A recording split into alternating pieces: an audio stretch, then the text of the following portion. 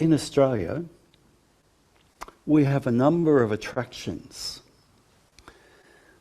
that tourists go to that are called what are they called? The Big Banana, yes. What else? The Big Pineapple? Sheep? The Big Lobster? Koala? Prawn? Grapes? Anyone would think we are obsessed with big things, potatoes even, yes. But we are, aren't we? Things that are big and impressive are things that we look to. And Hugo, one of the stories that your mum and dad may have told you along the way is, no, Ron's shaking his head, he's not sure whether he's told this one. We actually start off pretty small. And along the way, we have these big people around us that seem to control our world. And eventually, we grow up wishing that how long before you get your license? How long? 4 years? 4 or 5 years? I can remember, because I was young enough to be able to remember getting my licence, whereas my grandfather, all he had to do was drive the policeman up to the shop, I think it was, something like that, when he got his licence in whenever that was, early last century. We want to get a bit more power, don't we?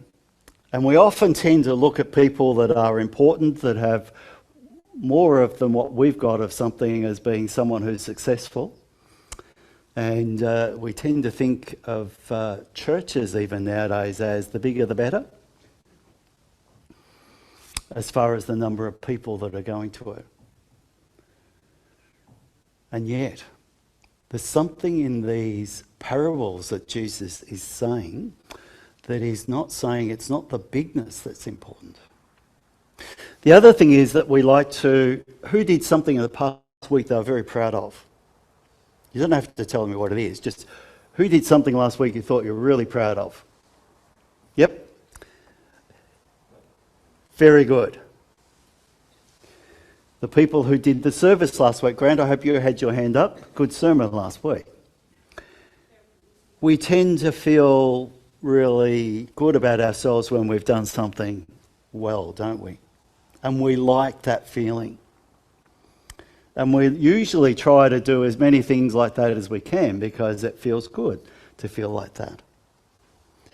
And yet, it's not always like that, is it? Sometimes there are things that don't go so well. And sometimes, surprisingly enough, we're not right about what we think. That's a surprise to only half of us.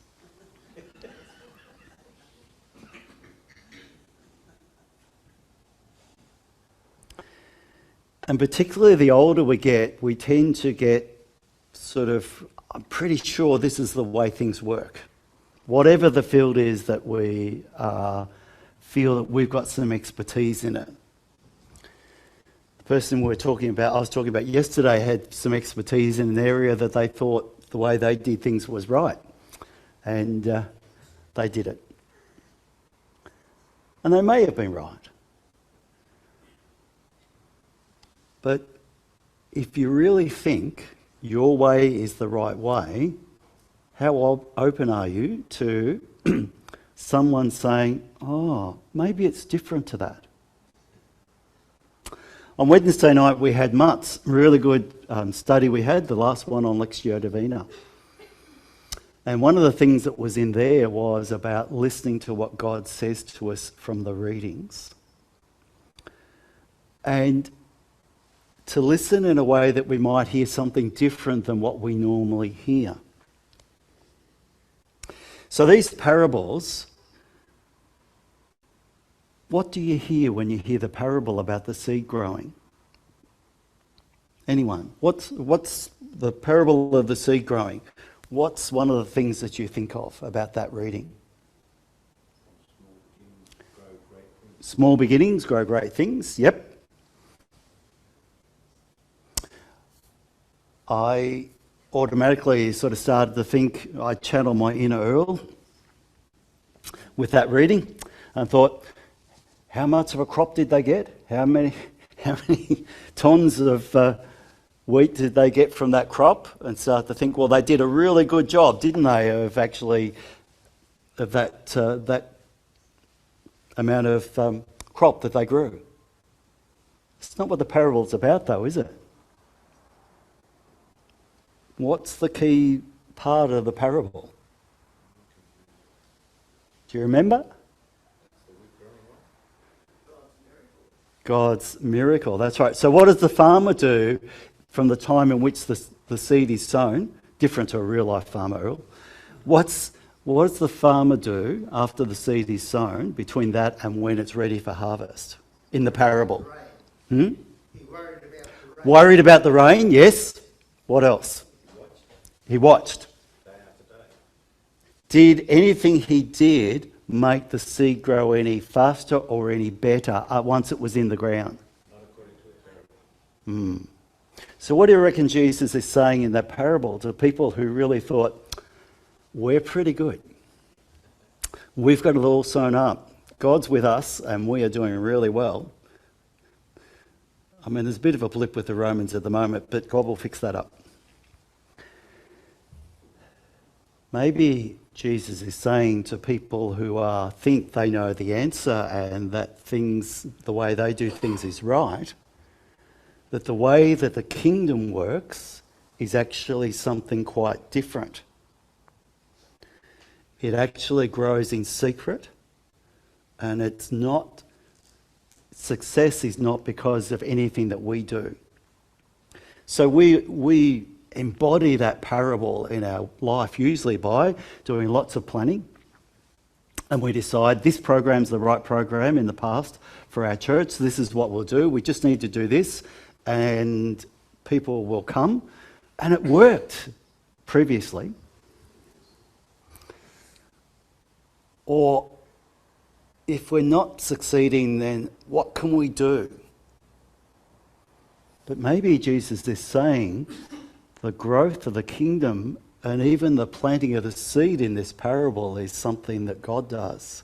And the growth is what God brings about more than because of any efforts and success by us. Doesn't mean we don't do anything, but sometimes we sort of think it all depends on us. And Jesus is saying, maybe God works in a different way to that. So then the mustard seed. Now, it'd be interesting, Grant, whether it was black or yellow mustard seeds, but even so, it's pretty small. Now, my mind often jumps to the big bush that grows, even though that's not actually agriculturally correct, but the big bush that grows and the birds that get some protection by that big bush, and we sort of think, isn't that a good story? But I wonder whether Jesus is saying that things of the kingdom start small, and it's not a matter of looking for a big sign, it's actually looking for the little signs that God is at work. Because it's not about stuff from our understanding, it's not about success in our way we understand success. There's something different going on. Maybe also Jesus is hinting at that it's something that grows in the way that seed grows in the ground and develops. That the way the kingdom grows is not so much of a big bang where everything is just, wow, it's done.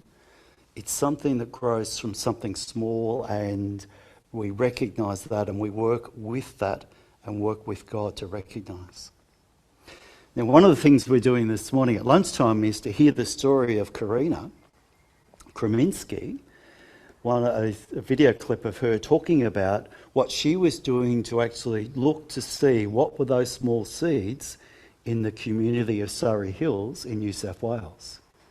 How do you recognise where something is a seed that's growing, that's saying the kingdom that God is at work?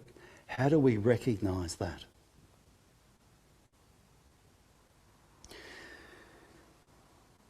It's not about how big, how many numbers, it's not about how much money, it's not about some of the things that we've seen as being important in the life of the church in the past. It's about recognising where God is already at work and where God's wanting us to join in. But sometimes that's countercultural to the way our understanding of the way success goes and the way the world works and the way that God works in the world. What was a key statement from the Corinthians reading? Anything struck you from that reading?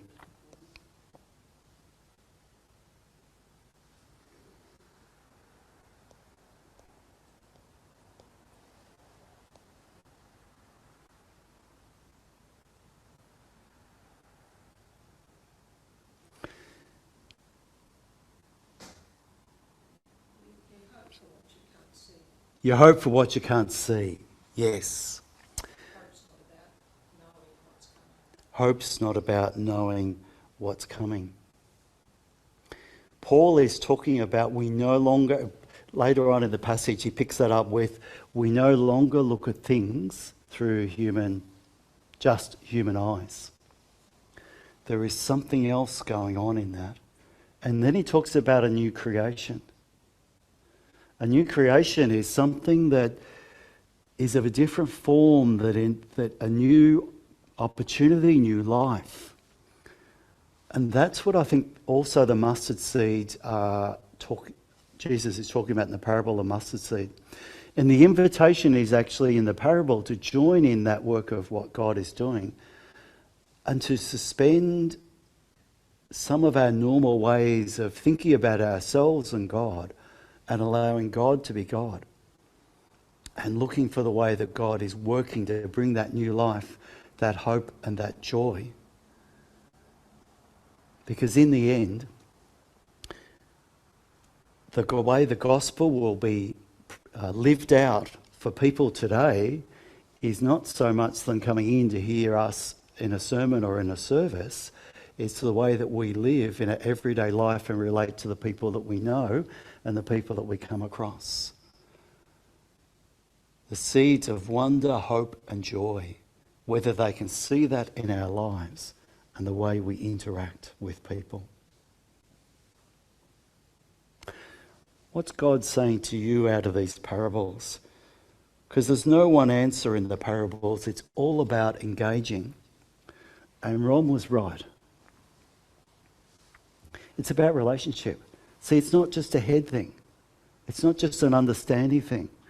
It's about an invitation to relationship, and through that relationship we see things differently. And God can do things because we're actually open to what God might be doing and wanting to do in our life. And that process, the Holy Spirit works within us and around us to help us in that process. So what's God saying to you today? What's God saying to us?